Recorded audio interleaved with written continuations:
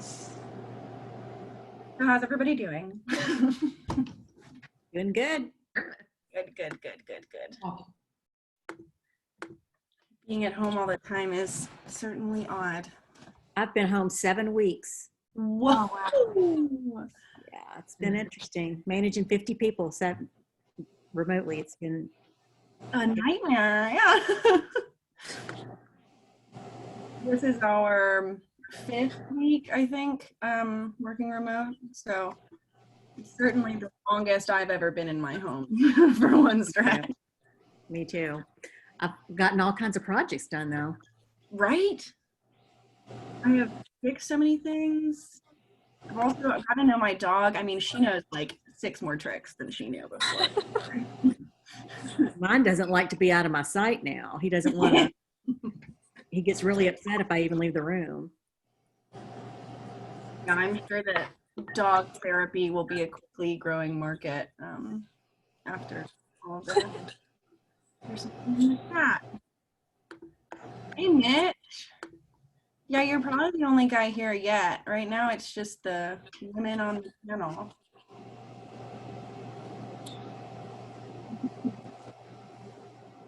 What is that sound? Do y'all hear it? Sounds like an air conditioner. It does. Let me see if Darby's got her sound on. Oh, she does not.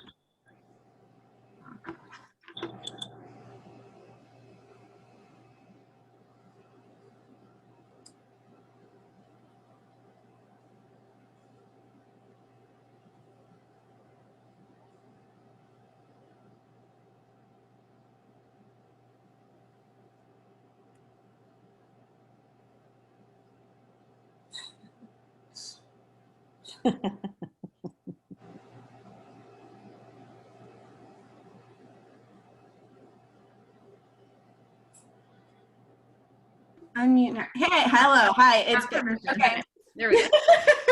Hey, everybody who is joining on. Welcome to our women's panel. Thank you so much for joining us. We are going to be just kind of stalling for a few minutes as we wait for people to log in. I see a bunch of y'all popping in. I really appreciate the ones that are telling us it's muted. We are. Okay. I'm glad you're all joining us today. I will be your moderator, so not a panelist, no opinions for me today. But I am the people's champion. So if you guys have any questions at all during the panel or during the Q&A towards the end, there is a little button down at the bottom of your screen that is labeled Q&A. Helpfully enough. So if you just want to post your questions there, I or Darby, who is our lovely coordinator, will see those and we'll hopefully get those answered by our panelists towards the end. So don't feel like I'm ignoring you. If you ask a question in 5 minutes and we don't get to it for 40, they will be just these. Nick says, I have a random question as we wait for people. What's your favorite snack to make while working from home? Panelists? Snacks? Anybody? Pretzels. I don't need to make anything, just right out of the bag. I have been making oatmeal energy bites at home. My kids like them too. Just oatmeal and the nut butter and then whatever mix-ins you want to have. Said by the lady that works for the restaurant. I was thinking carrot chips and hummus because I can just buy it. Yeah, I mean, normally I eat a lot healthier than I have been. It's like quarantine happened and it was like all things go out the window. So we've gone through many bags of tortilla chips and hummus, and that's pretty much what we're going off of at this point. The hummus market must be just exploding right now. Well, you can feel good about eating it. It's a lot worse. It's a lot less bad. We're doing hummus at our house too. Yeah, heck yeah. We have another question that it's a fun one while we're waiting. They just said, what's your favorite Zoom background? So I don't know how often y'all use Zoom in your day-to-days, but Yeah, at Vanderbilt, we actually designed a couple for telehealth visits. I don't have them now. I should have thought to do that before I signed on, but we have a lot of what you call telehealth visits with our doctors since nobody really is going into the doctor's offices right now. So we designed one for our children's hospital and one for our adult hospital. So look just nice and branded. That's smart. One for children as well, at a different It's got little animals on it or something like that. awesome. That's, I never even thought about that. We did talk about the idea of branding a Zoom background, but that's very clever. Create a healthcare environment. Yeah, well, it's actually just logoed, but it looks really nice. And I know Disney's got some pretty neat black backgrounds that people are using just for fun. I would love to. I would love to be in a castle right now. Yeah, pretty cute. Okay, we're a few minutes in.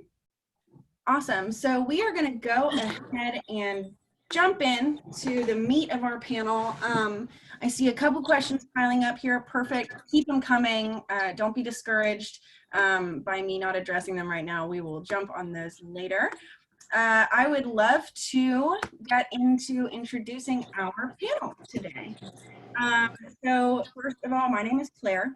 I work for Socially In, and I have for several months now. And it sounds like not a long time, but during this crisis, I mean, sure is a crash course. But I have a fun fact. I have a pet, which is too many. So that's a good fun fact.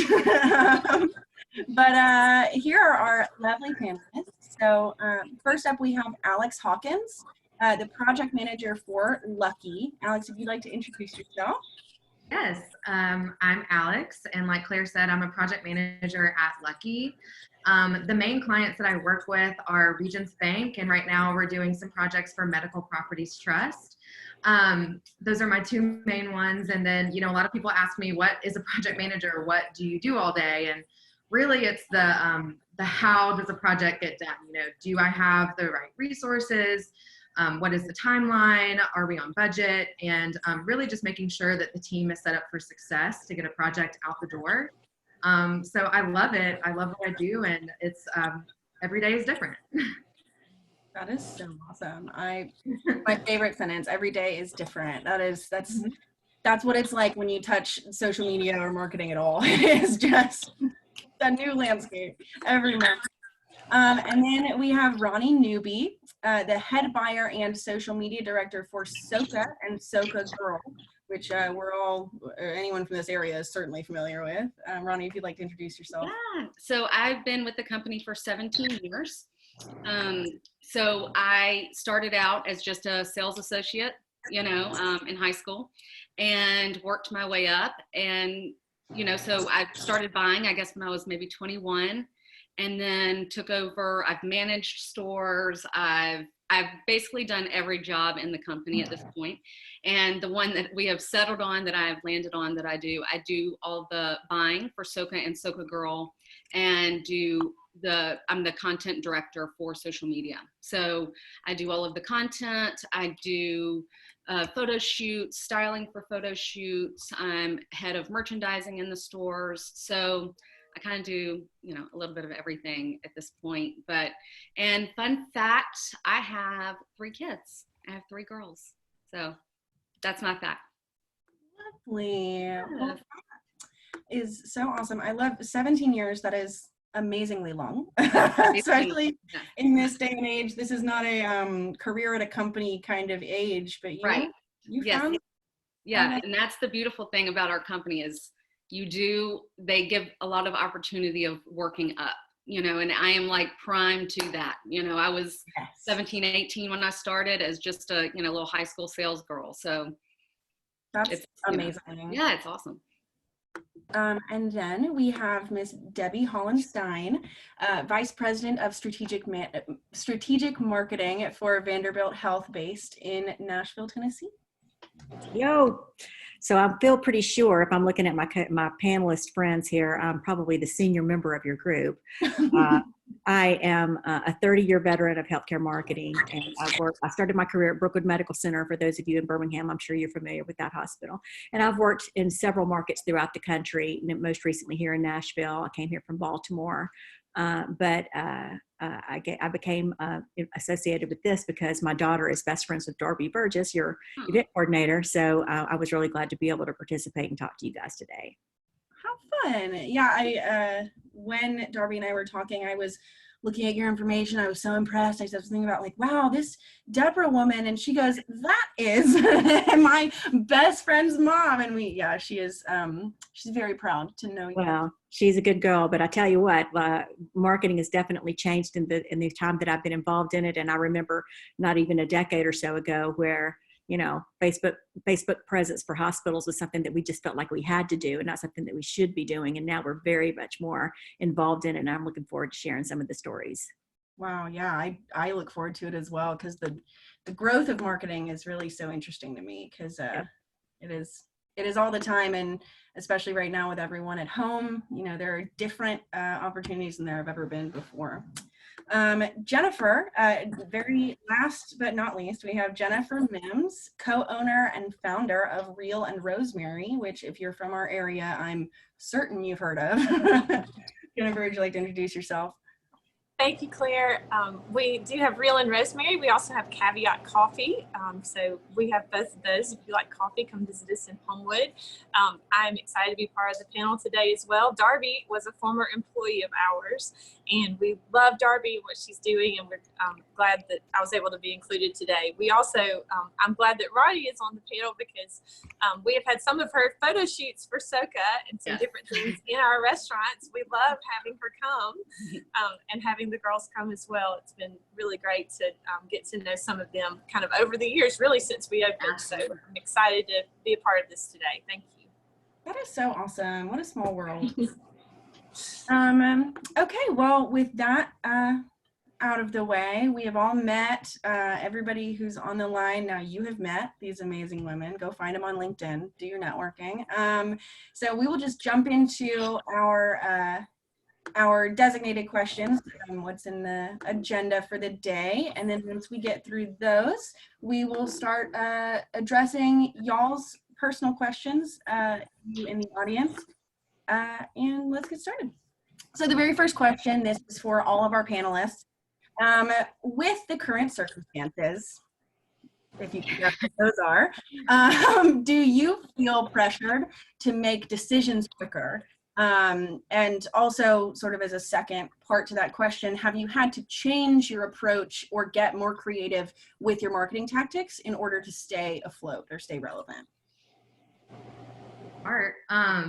So, obviously as an advertising agency, it's not really a pressure to make decisions quicker. It's just kind of something that we have to do because we want to make sure that our clients have, the right messaging out, that the audiences, know that our clients are there for them in the middle of this pandemic. So we really rallied together as a team. We have awesome creative department and team members who, got together and, made a campaign really quickly for one of our clients. And we got it out as quickly as possible, just with a team that was really willing just to do the work and get it in. And so responding quickly, having the right messaging out there is really important because we want to make sure that everyone that's seeing these ads, feels heard and feels seen by the companies that are servicing them. So, yeah.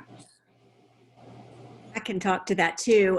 Being with a healthcare system, the COVID-19 situation was much more intimately attached to the work that we do. So we had to shift from our traditional communications and focus on volume building for the hospitals to being a source of information on the COVID-19 pandemic.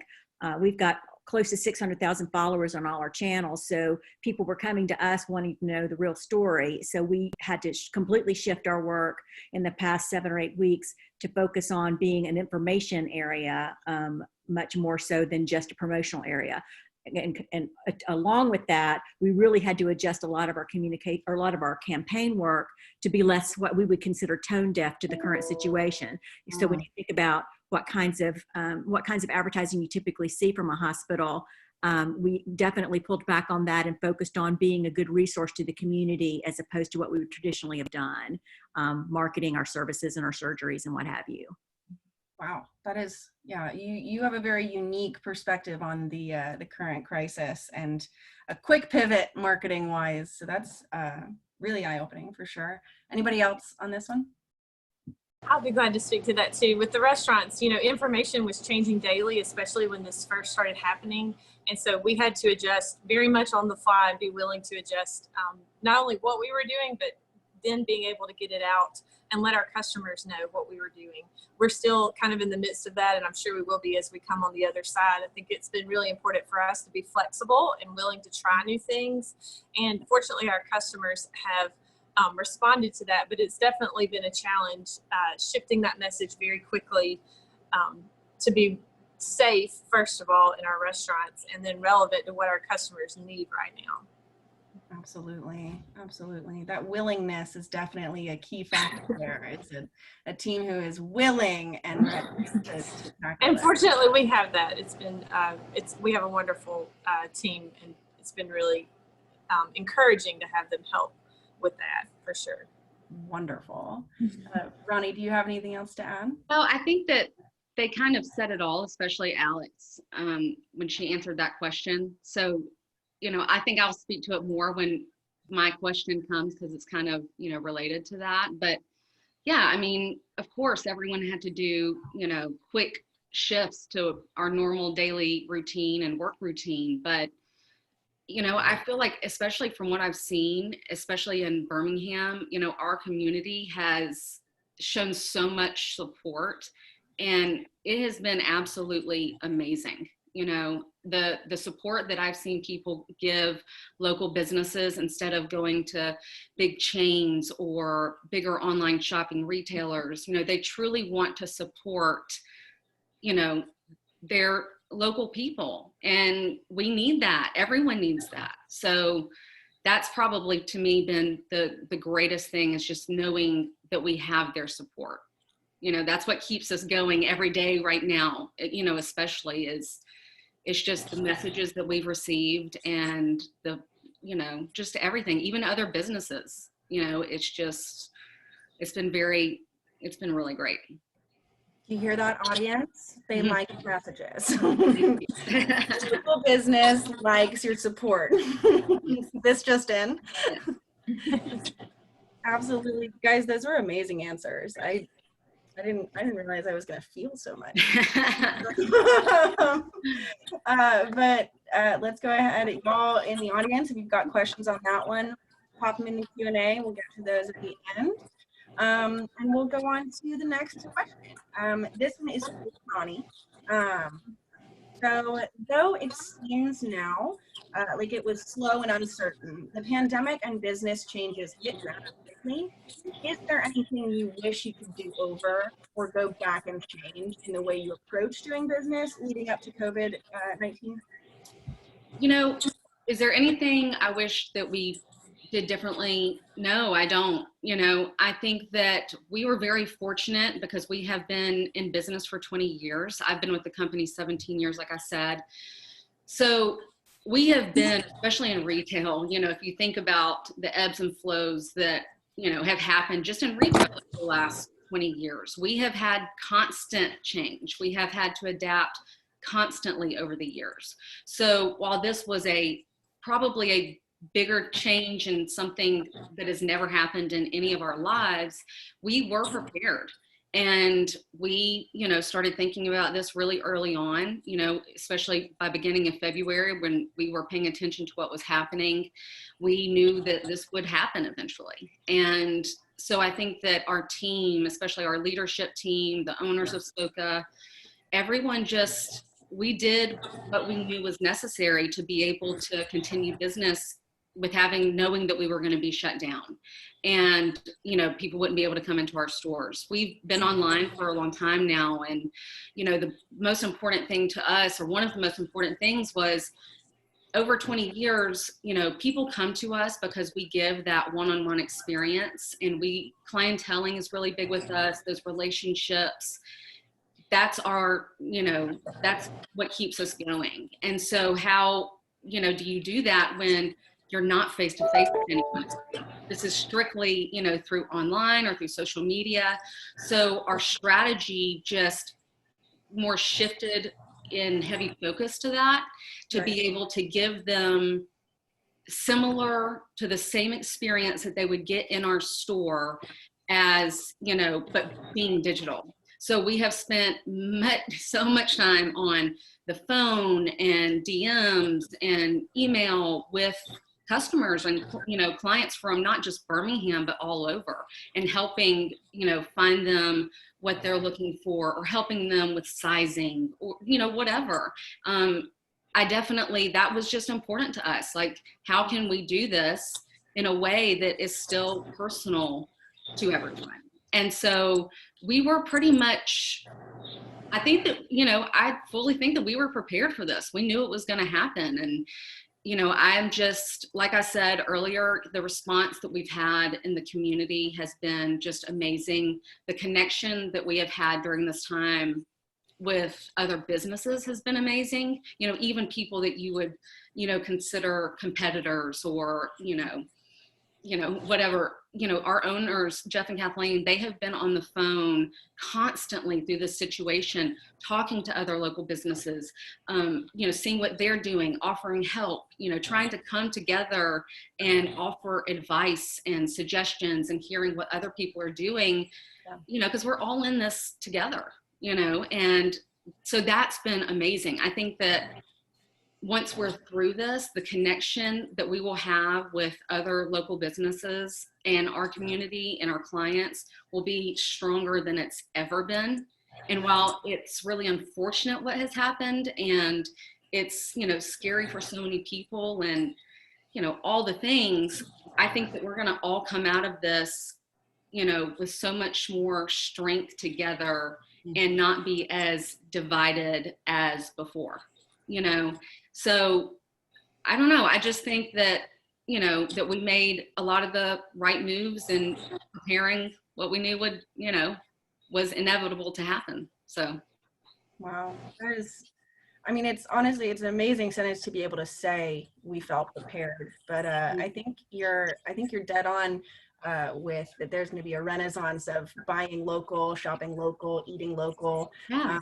Because really, I mean, the community you're building, the community that I've seen building, you know, on Instagram, on Facebook, for local restaurants, businesses, yeah, people are getting to know the owners of businesses now, because they're having to reach out personally. Yeah, and that's, well, I mean, and I think that, thank goodness we have social media, you know, during this time, because this is really the only way that people are able to stay connected. yes. And so for us, it's been great, because I'm not usually in the store anymore, but for me, I've been back in the store, you know, doing online stuff and helping customer service. And it's been really great for me to be back in that position again, and really be able to connect with people, but also just to realize, you know, I did not realize, and I'm from Birmingham, and I've worked in this, you know, community for 17 years. And I knew it was good, but I had no idea the, you know, feelings that people have towards local business. And whether you're a restaurant, a retailer, you know, whatever, they want to support us. And there's no words for that, you know, because I don't think any of us could do it without that, you know, so. Absolutely. Yeah. Absolutely. Wow. And again, anybody, you got any questions on that for Ronnie, please put them in the Q&A section button down below, and we will we'll try to get to all those at the end. Thank you so much. Yeah, absolutely. Our next question is for Alex. So have you had to implement, have you had to implement / have you had to use any new software or tools since the crisis began? So Lucky was actually, you know, kind of like Ronnie said, we were actually very prepared for a situation like this. We had some great tools at our exposure before all of this happened. And we also already had work from home Wednesdays. So we had all of the technologies that you would need to work from home. And so when we went to 100%, it was obviously more challenging, but we were ready with all of the tools we needed, and everyone knew, what they needed to do to discipline themselves to get the work done. I think the main thing that we did was really hammer down like how we're using the tools. We have Zoom, and we have project management tools, we have Slack, our instant message, and obviously email. And so it's really, fine tuning the way we use those softwares and systems, and making sure that the process is correct with them. So for instance, not sharing documents over Slack where, you're getting dinged every 10 minutes and it's incredibly overwhelming. It's really important to keep a process in our project management tool, which obviously I'm a project manager, so I'm, loving it. And, I'm always speaking the good ways of it. And so, we've really hammered down on that, which I really think will help us when we get back into the office. We kind of got to a really great process here while working from home. And I think that it's been a really good plus for us. So, but yeah, no, I mean, Lucky was honestly, we weren't prepared for the severity of it, I don't think, but we were in a really good position to take it on. So it was good. That's amazing. I mean, practice makes perfect, especially with Zoom. It's always a learning process. Do you mind me asking, you don't have to answer, but what project management tool do you guys use? We use Workfront. So basically that's kind of where we implement all of our timelines. We upload any documents for internal reviews. People are able to collaborate on it. And so it's a really great tool. We really like it. We actually just moved to it in December. So, most of our processes go through there. And then obviously, Slack and Zoom when we need to see people's faces to hear their voices. So, yeah, great. Yeah. Fantastic. Keep some humanity while we hide in our houses. Absolutely. Yeah, it's essential. Thank you so much. That was awesome. So our next question is for Debbie. What new campaign or campaigns did you implement that you didn't plan for before? Oh, I was just so glad to get this question. So when you look at what happens in a hospital, and I'm sure you've seen all the coverage about the front lines of healthcare workers dealing with the disease up front. It's been really important for us to do a lot of things to help build morale for that team. We've got about 7,500 people on campus every day, and they're dealing with things they've never dealt with before. So they're afraid just like we are, and they're dealing with those same kinds of fears and coming home, bringing the disease home to their families. So we've been very interested in being supportive of them. So we've done several things internally to help provide support to them, including we built a YouTube channel or a YouTube playlist on our channel so that people that are working remotely like myself could send video messages to the front lines thanking them for their service. And people have been very creative about what they do there. So we promoted that a good bit within. And then in a much larger and less grassroots scale, being in Nashville, we have access to a lot of really great entertainers. And so we have developed a Spotify channel called Gratitunes.com. You can check it out. It gives you the opportunity to donate a song from a pre-approved playlist to the front lines at Vanderbilt. So they are playing those Spotify channels in the area, all the places we're doing the assessments throughout the hospital.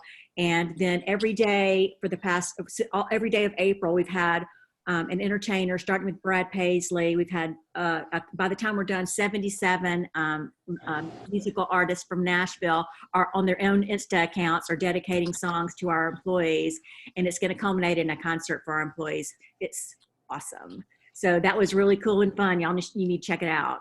Gratitudes.com. Pretty cool, huh? I did not even expect that answer to me. I know. When I saw that was my question, I said, that's going to be great. So we were really thrilled to be able to do that for our employees, and it's gotten a lot of traction. The first couple of days, we had 1,000 people to dedicate songs to our employees. So it's pretty cool. Wow. Yeah, pretty cool. And you said it's Gratitunes, as in gratitude, but just with an N. Tunes, right, with tunes. So And you can check out some of the artists that have dedicated songs to us on their own Insta accounts. A lot of times they did them on multiple ones. Amy Grant's another one that comes to mind. I'm not a country music fan, so a lot of these people I don't really recognize. How could you? That's blasphemy in Nashville, but I'm Oh, learning. yeah. I'm learning, but I recognize several of the names, and everybody's very excited about them. So we're lucky. Amazing initiative. Yeah, y'all, anybody who's watching right now, let's go support that. 10 out of 10, help our frontline healthcare workers in any way you can. That's amazing. It warms my heart. Cool. So definitely, guys, please ask questions about that. What you can do to help, any ideas you have, jump in the Q&A. Our next question is for Jennifer. So we know Real and Rosemary has been doing hero meals for healthcare workers.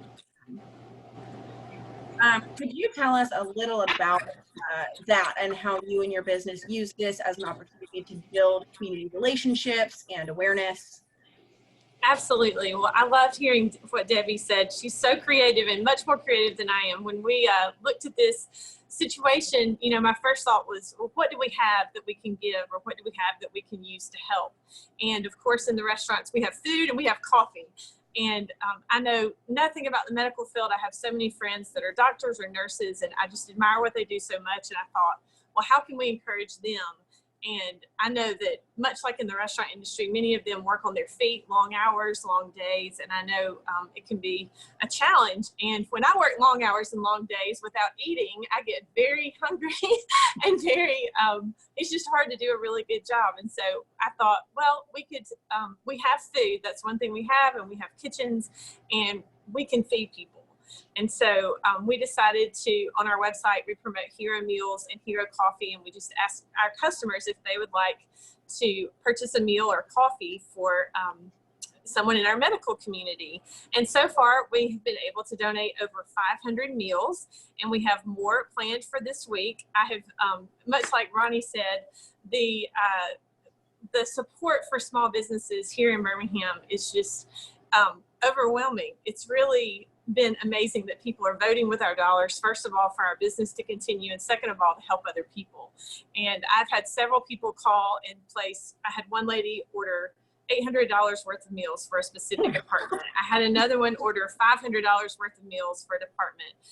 We were able to serve the UAB COVID-19 unit on Easter. We sold Easter meals to our customers, and we were able to do meals for that group on Easter with the traditional ham and sides and those kinds of things. And so, like Debbie said, it's really been a big morale booster for my team, and hopefully for the medical community as well. It's been really wonderful to have so many people come together to participate in that.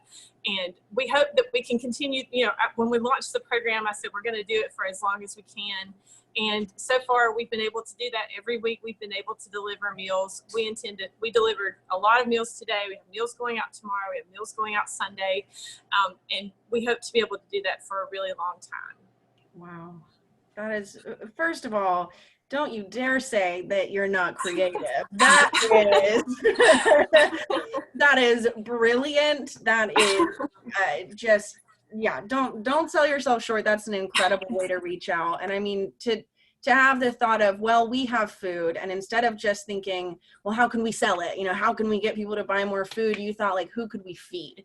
And then the next question was, how do people buy it? And I think that your head's in the right spot. Well, thank you. We're very fortunate that many of our customers' hearts are in the right spot too, and they really just want to help. So this is a wonderful way to support local business and our medical community at the same time. So it's very appreciated, I can tell you.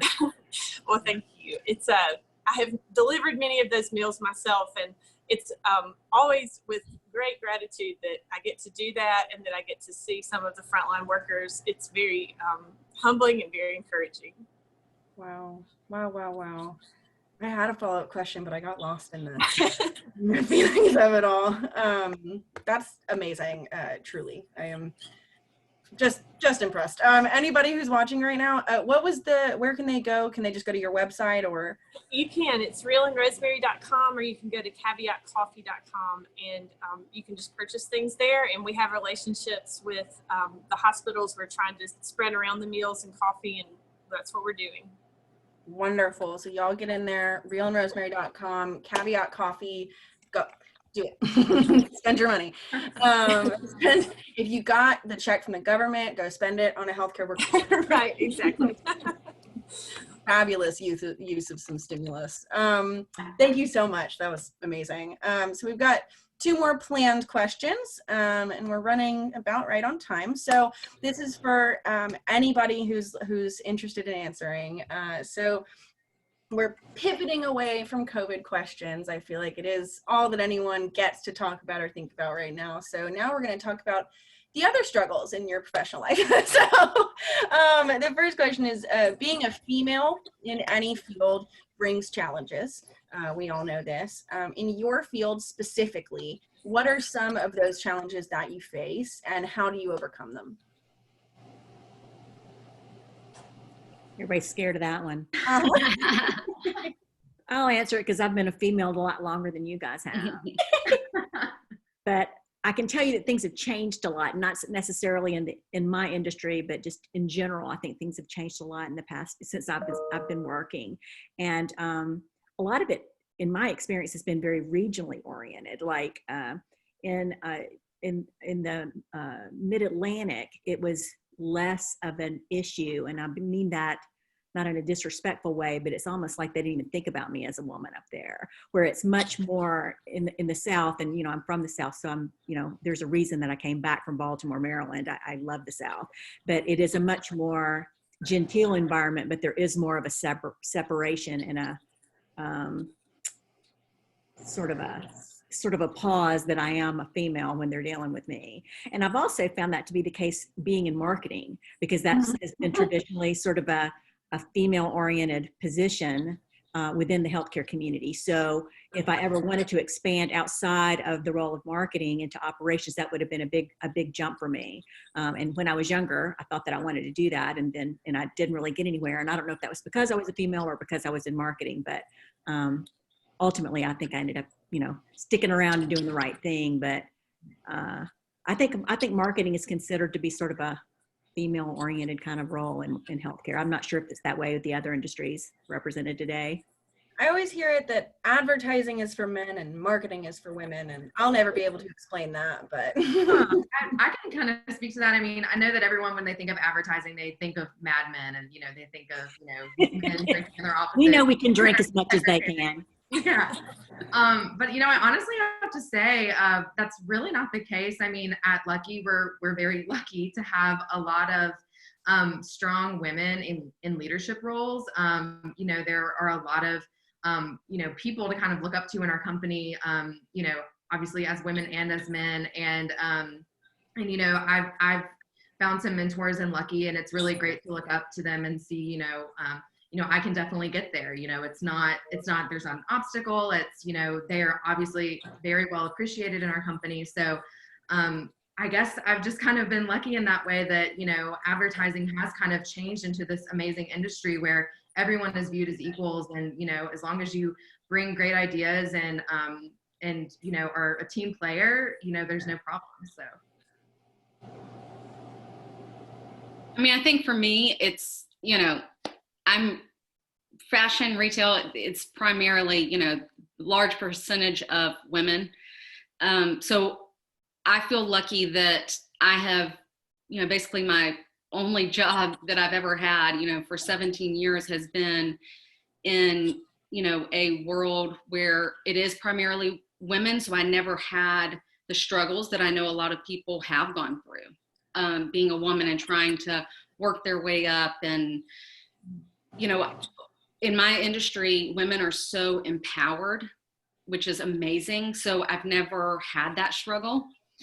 So for me, I don't think that it's like a super fair question to answer, but you know, I've gotten to see the really great side of it because it is primarily women, and you know, just having that for 17 years being supported by women, and even men that are in the industry are so supportive of the women, so I don't, for me, I haven't had to see a lot of the struggles that I know a lot of women go through in the workforce.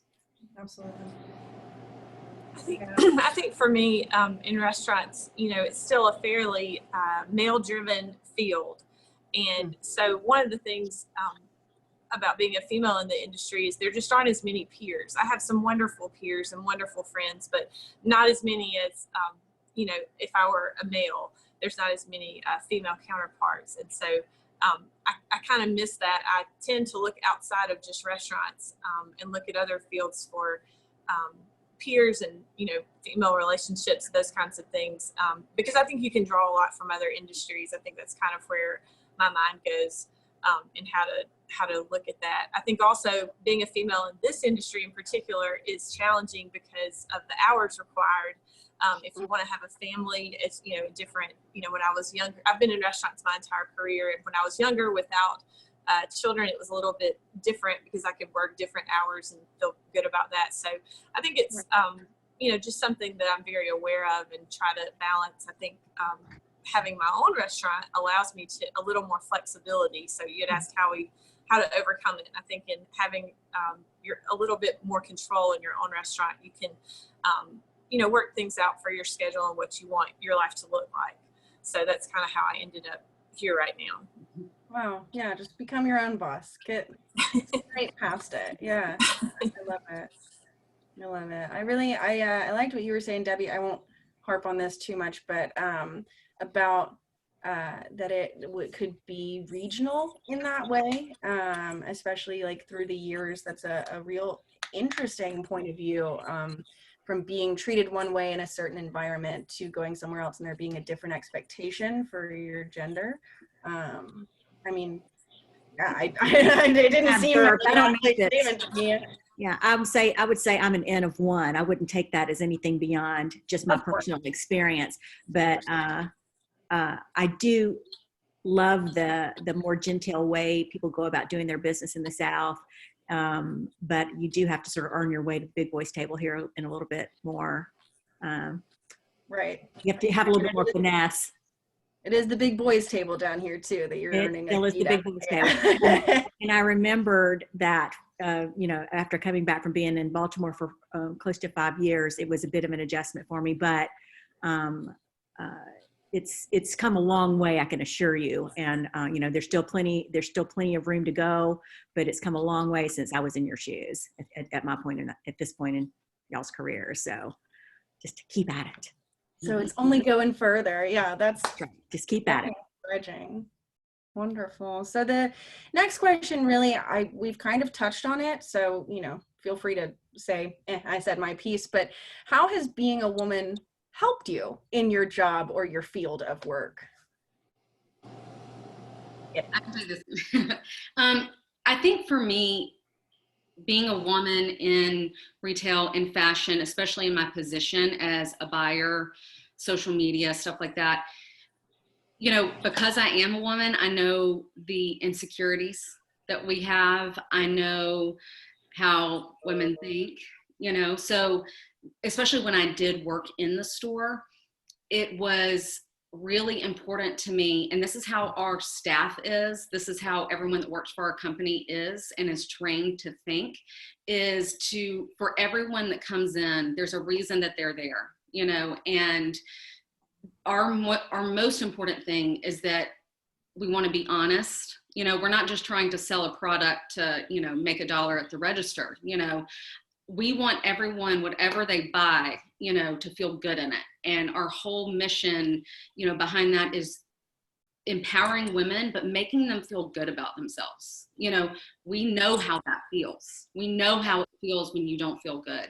We don't know so many of the things that people are going through at home or at work or just in their life, so if they're coming into us, then we want to make an impression on them, when they walk out that door, that they feel, even if it's for 30 minutes, that they feel good, So having that connection as a female is huge, because we know how that feels. So, I think that just makes a huge impact, whether, not to say that men aren't, good at retail or, whatever, but being a woman helping another woman, we want them to feel good. We want to help their insecurities. We want them to feel beautiful and not worry about their size or whatever it could be, so that's the question that I knew. I was like, I have an answer for that one. That's amazing. You have expert in I shop there Soka all the time. And so y'all are great at, exactly what you said, making women feel confident. So yeah, great job. Thank you. I agree. In the restaurants, it's I think it's definitely a big help that I'm female, because most of our primary customers are female, and so I understand what their struggles are, what they're going through, trying to figure out what to eat, how to feed the family, how to feed whatever group they're working on, or whatever celebration they're having. And so I find it to be an advantage because I'm much more in tune with what's going on in women's lives than maybe some other people would be. So I think, it's always important to listen to your customers, and I feel like I'm an advantage because I can do that. And I'm right in that demographic with them. I'm right where they are, living that in my own life as well. It's nice to be in your target demographic. That is For sure. certainly advantageous. Yeah. I was going to say you're all my demographic that I'm shooting for. Because the women, women are the people that make the healthcare decisions for their family.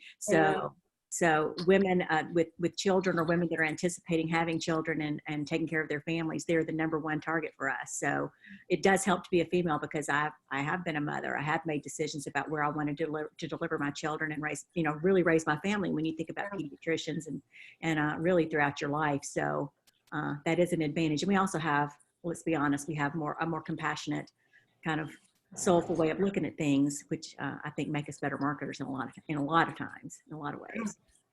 Certainly with something as sensitive as healthcare, there's a woman's touch. Okay, well, awesome. For everybody watching, that is the end of our planned questioning.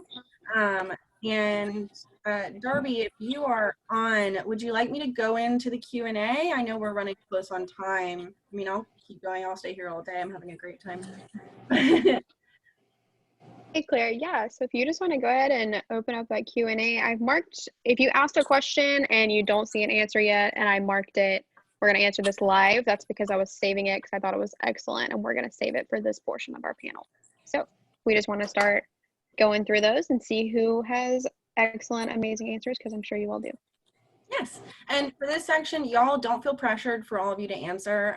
Of course, I'd be happy to have all 4 answers. It's great, but if you feel like someone else said it, don't even sweat it. But some of these are very specific, like what is this tool or whatever. So the first one, from right at the beginning, what is your good/positive news sources? So, things you want to expose yourself to, something that's not COVID, and so what do you use? I don't know about a news source. I think it's just important to open a book and go to a different world, something that's not here, I think anytime you go to a news source, you kind of get reminded of, kind of what's going on, and you see a prediction that might get you upset, or, you see something that you're like, oh, I wasn't expecting that. So I think it's just important to kind of get away from it all. Take a walk, open a book. Well, love it. Yeah, I don't think I have a specific news source.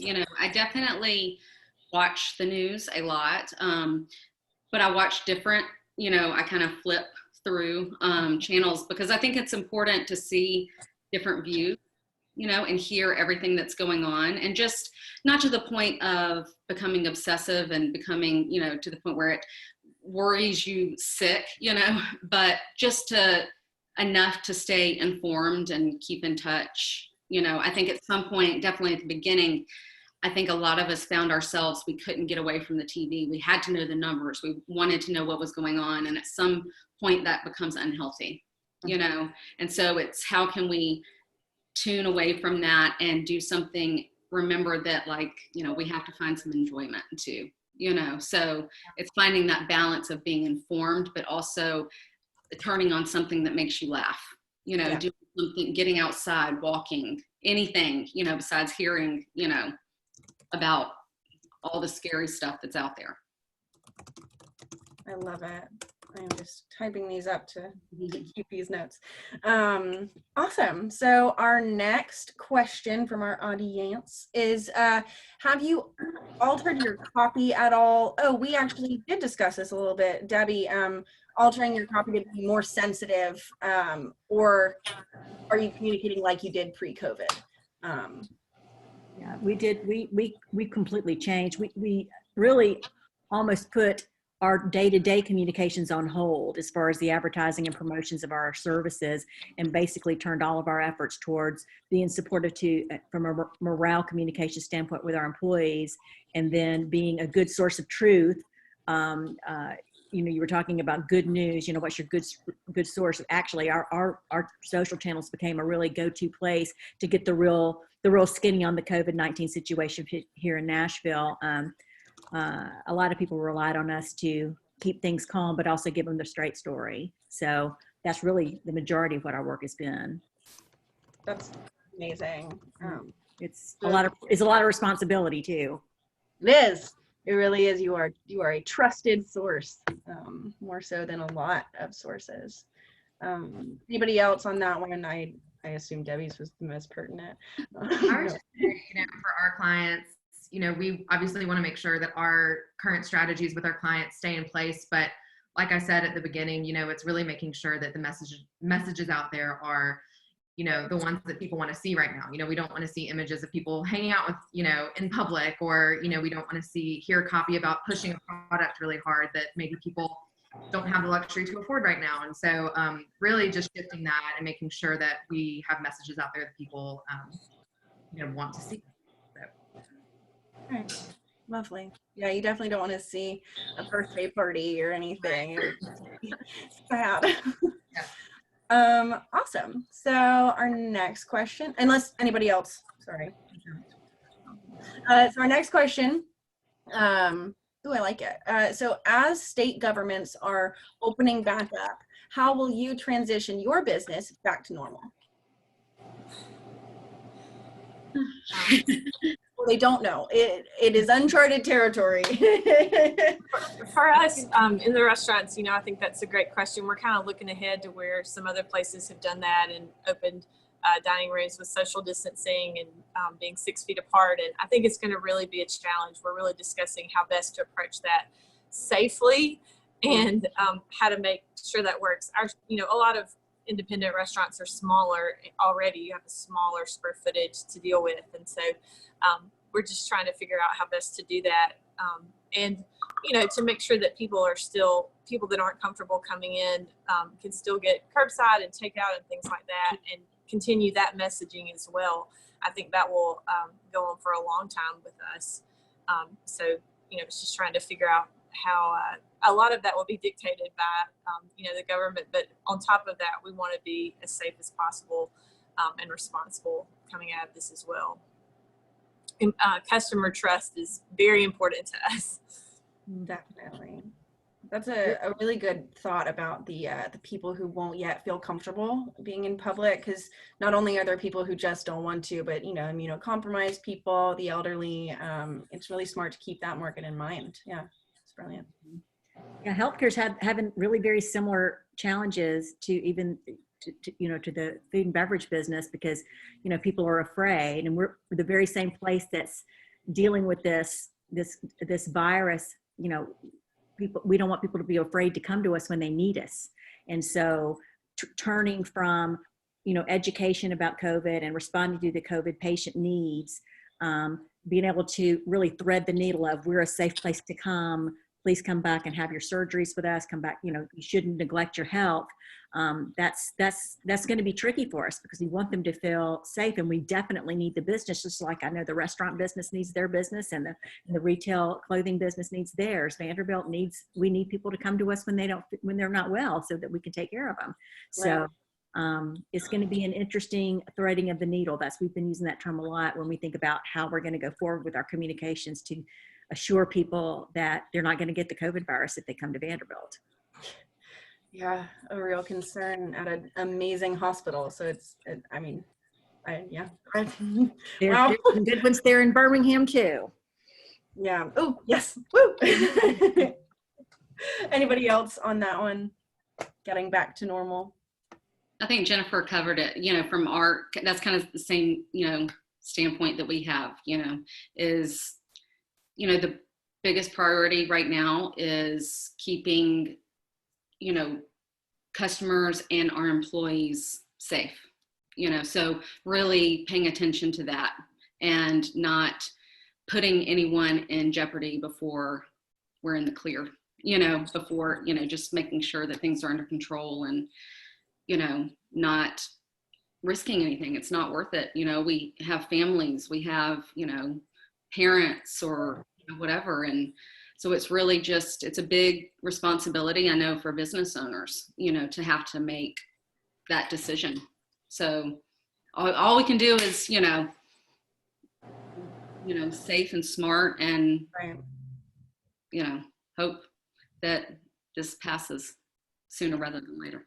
Yeah, there are so many stakeholders in all of your decisions about this. There's you, there's your employees, there's your families, there's employees' families, then there's customers, then there's customers' families, then there's suppliers. There's a lot of people's health and well-being riding on these choices. So I don't envy you, but I also I'm proud to get to speak with you. Really unprecedented decisions being made here.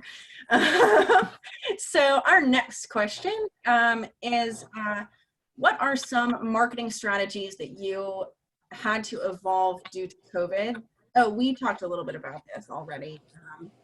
But I'm sorry, the end of this question actually says, what have you started to do that you think you'll continue to do even after this is over? So I know, Jennifer, you mentioned, you started all this curbside and delivery and all this good stuff, and you're not going to slow down, I suppose, with that. But anything else?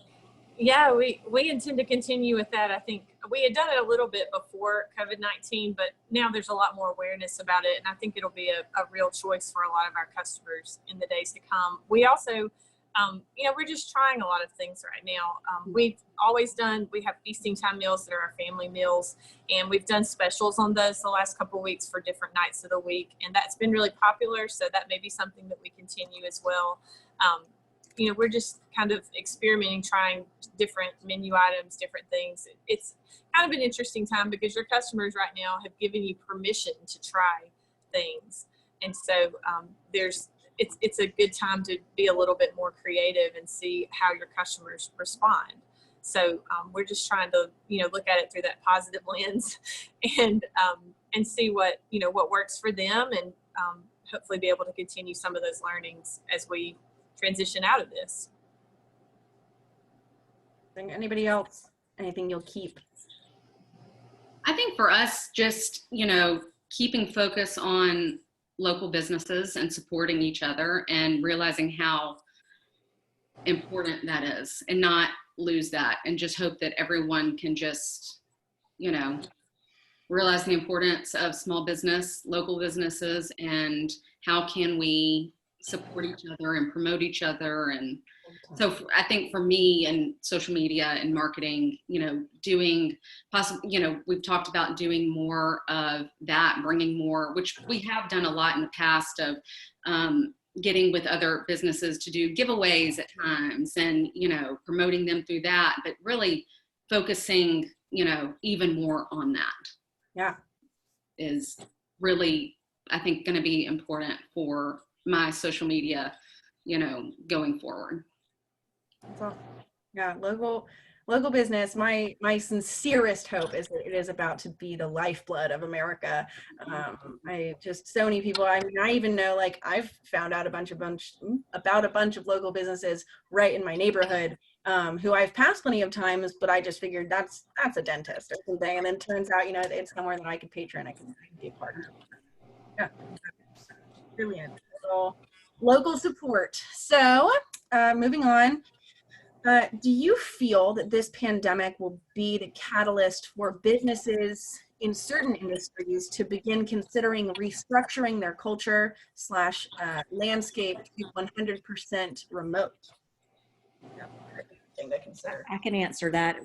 Obviously, we can't be 100% remote as a hospital, but my department, for example, that's something that has been difficult for us to transition to, but now that we've been forced to, I've been pleasantly surprised with how well our group has worked together remotely and how we've been able to utilize technology so much more simply and easily than I ever would have thought it would have been. So I do think when we do get back to a more stable new normal, there'll be a lot more remote work available to our staff than we'd had before.